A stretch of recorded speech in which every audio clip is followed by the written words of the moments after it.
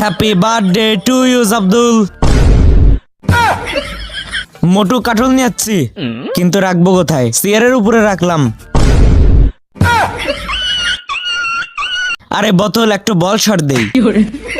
বোতলের নিচে কি আছে দেখি তো। পায়ের হাড্ডি মনে হয় ভেঙে গেছে রে।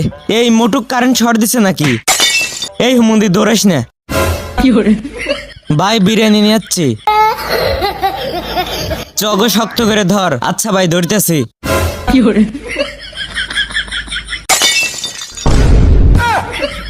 সেই টিকটক ভিডিও দেখতেছি। ভাই সরি ভাই, রেগে যাস না, আমার কোনো দোষ নাই। মাত্র ঘুম থেকে উঠলাম।